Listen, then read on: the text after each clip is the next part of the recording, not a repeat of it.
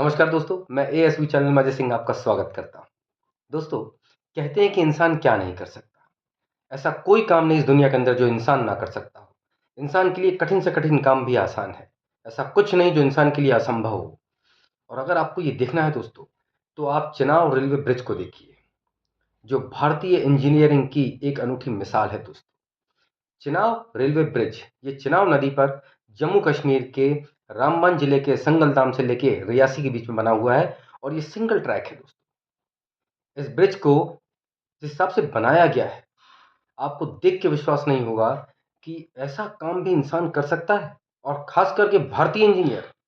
क्योंकि क्या होता है कि अभी तक अगर कुछ अनूठी काम होता है या कुछ अनूठा वर्क होता है, एक वंडर टाइप का कुछ होता है, तो हम ये मानते हैं कि अमेरिका वालों ने किया होगा या चीन वालों ने किया होगा। ना, इस बार भारत ने वो करके दिखाया है जो शायद अमेरिका और चीन के लोगों को भी करने में टाइम लग जाएगा दोस्तों। इतनी दुर्गम पहाड़ियों को काट के एक बढ़िया शेप दे के और एक ब्रिज बना देना रेलवे का, ये अपने आप में इतना अनूठा कार्य था जिसको करना लगभग असंभव था। लेकिन भारतीय इंजीनियरों ने दिन रात एक करके एड़ी चोटी का दम लगा के इस काम को किया दोस्तों। और आज देखिए जाके आप कहेंगे कि वास्तव में क्या काम किया है। इसे कहते हैं काम। ये अपने आप में एक अजूबा है दोस्तों। इसीलिए कई लोग और मीडिया ने भी इसको लिखा था कि दुनिया का 8वां अजूबा। आपको मालूम है दोस्तों, चेनाब रेलवे ब्रिज की ऊंचाई क्या है? 359 मीटर।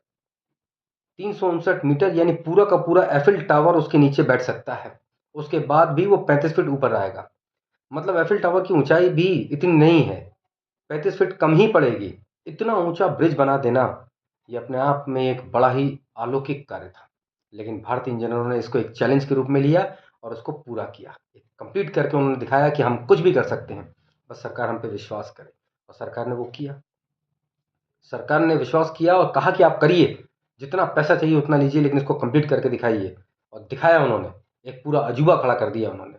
इसे कहते हैं काम दोस्तों। अब इससे होगा क्या कि चेनाब रेलवे ब्रिज के बनने के बाद उधमपुर जिला, श्रीनगर जिला और बारामूला जिला, ये तीनों जुड़ जाएंगे। और जम्मू कश्मीर राज्य जो है, जम्मू कश्मीर अब तो यूनियन टेरिटरी हो गया है। इसमें विकास की एक नई गंगा बहेगी। विकास को पंख लग जाएंगे।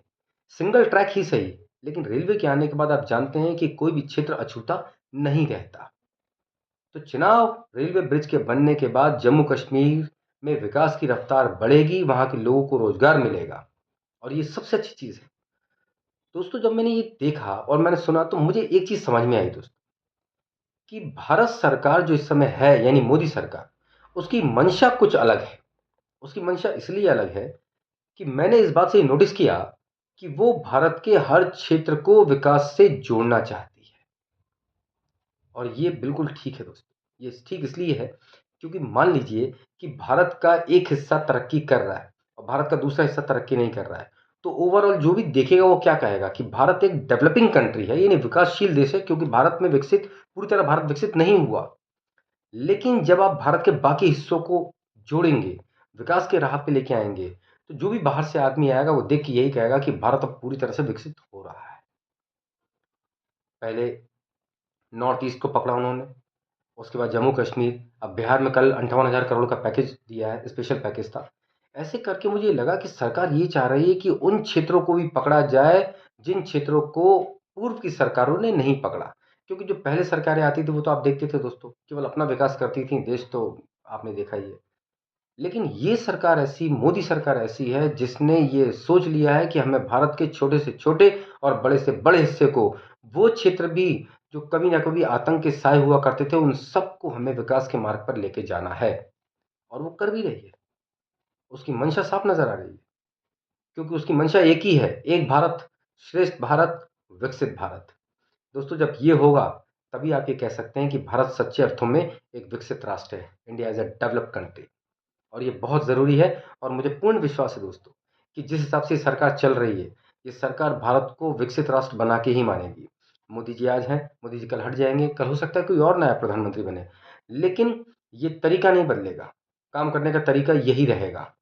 क्योंकि उनकी सोच बिल्कुल क्लियर, साफ है कि हमें भारत के हर हिस्से को विकास के मार्ग पर आगे ले जाना है। और ये सबसे अच्छा दोस्तों, तब जाके हम ये कह पाएंगे कि भारत जो है वो दुनिया का नेतृत्व कर रहा है।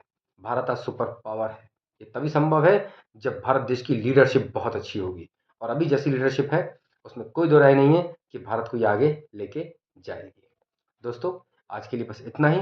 कल एक नए विषय पर मिलते हैं। बहुत बहुत धन्यवाद। भारत माता की जय। जय सिया राम।